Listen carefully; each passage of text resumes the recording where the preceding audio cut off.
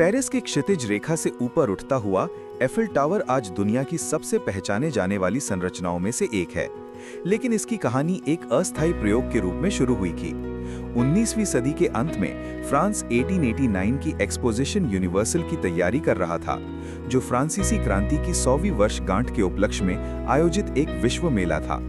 इस आयोजन के लिए आधुनिक इंजीनियरिंग का एक साहसिक प्रतीक चाहिए था, और इसका उत्तर इंजीनियर गुस्ताव एफिल और उनकी टीम ने दिया, जिन्होंने 300 मीटर ऊंचे लोहे के टावर का प्रस्ताव रखा, जैसा दुनिया ने पहले कभी नहीं देखा था। निर्माण कार्य 1887 में शान द मार्स में शुरू हुआ। ये टावर 18,000 से अधिक पूर्व निर्मित लोहे के हिस्सों से बनाया गया था, जिन्हें 2 मिलियन से अधिक रिवेट से जोड़ा गया था। अपनी अभूतपूर्व ऊंचाई के बावजूद ये संरचना अत्यंत सटीक गणनाओं के साथ खड़ी की गई, जिनमें हवा के दबाव और भार वितरण को ध्यान में रखा गया था। केवल 2 वर्षों से थोड़े अधिक समय में टावर पूरा हो गया, और उस समय ये दुनिया की सबसे ऊंची मानव निर्मित संरचना बन गया। एफिल के लिए ये टावर केवल एक वास्तु चुनौती नहीं था, बल्कि आधुनिक इंजीनियरिंग और औद्योगिक सामग्रियों की क्षमताओं का प्रदर्शन भी था। हालांकि सभी ने इस नए स्मारक का स्वागत नहीं किया। कई पेरिसी कलाकारों, लेखकों और बुद्धिजीवियों ने टावर की आलोचना की और इसे शहर की पारंपरिक सुंदरता के खिलाफ एक बदसूरत संरचना बताया। कुछ लोगों ने प्रदर्शनी समाप्त होने के बाद इसे हटाने की मांग करते हुए सार्वजनिक याचिकाओं पर हस्ताक्षर भी किए। वास्तव में एफिल टावर को केवल 20 वर्षों तक खड़े रहने के लिए बनाया गया था, जिसके बाद इसे तोड़ दिया जाना था।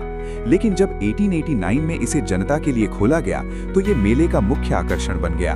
लाखों लोग इसकी ऊंची मंजिलों तक चढ़े और पेरिस को एक बिल्कुल नए दृष्टिकोण से देखा। समय के साथ टावर ने ऐसे नए उपयोग खोज लिए, जिन्होंने इसके अस्तित्व को सुनिश्चित कर दिया।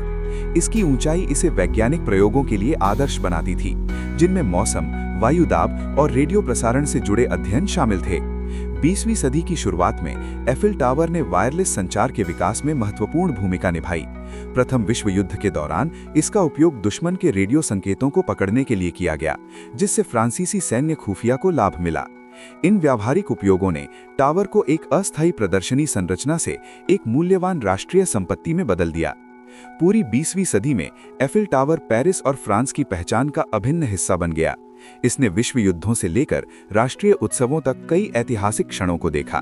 द्वितीय विश्व युद्ध के दौरान जर्मन कब्जे के समय ये टावर मौन रूप से दृढ़ता और सहनशीलता का प्रतीक बना रहा। पेरिस की मुक्ति के बाद ये फिर से गर्व और एकता का प्रतीक बन गया। समय के साथ पोस्टकार्ड, फिल्मों, साहित्य और फोटोग्राफी के माध्यम से इसकी छवि पूरी दुनिया में फैल गई, और ये रोमांस, नवाचार और सांस्कृतिक विरासत का वैश्विक प्रतीक बन गया। टावर ने भौतिक रूप से भी विकास किया। लिफ्टों को आधुनिक बनाया गया, सुरक्षा प्रणालियों में सुधार किया गया और प्रकाश व्यवस्था को बेहतर बनाया गया।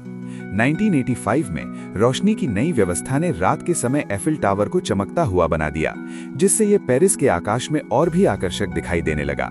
आज लोहे की संरचना को जंग से बचाने के लिए इसे नियमित रूप से दोबारा रंगा जाता है, जो इस बात की याद दिलाता है कि सबसे प्रसिद्ध स्मारकों को भी टिके रहने के लिए निरंतर देखभाल की आवश्यकता होती है। एफिल टावर को वास्तव में असाधारण बनाने वाली बात यह है कि समय के साथ लोगों की धारणा कैसे बदल गई। जिसे कभी नापसंद किया गया और लगभग तोड़ दिया गया, वही परिचय, उपयोगिता और प्रतीकात्मकता के कारण प्रिय बन गया। ये पारंपरिक पत्थर की वास्तुकला से लोहे और स्टील के युग में हुए परिवर्तन का प्रतिनिधित्व करता है, जो वास्तुकला के इतिहास में एक महत्वपूर्ण मोड़ था। एक स्मारक से बढ़कर ये उस युग की भावना को दर्शाता है, जो औद्योगिक प्रगति, वैज्ञानिक क्यूरियोसिटी और साहसिक महत्वाकांक्षा से परिभाषित था। आज एफिल टावर हर साल लाखों आगंतुकों का स्वागत करता है। ये केवल प्रतीक की एक धरोहर नहीं है, बल्कि एक जीवंत संरचना है जो समय के साथ स्वयं को ढालती रही है। एक विश्व मेले के लिए बनाए गए अस्थायी ढांचे से लेकर पेरिस और मानव चिंता के एक कालतीत प्रतीक तक, एफिल टावर की यात्रा इस बात को दर्शाती है कि कैसे नवाचार संस्कृति, पहचान और इतिहास को नया रूप दे सकता है।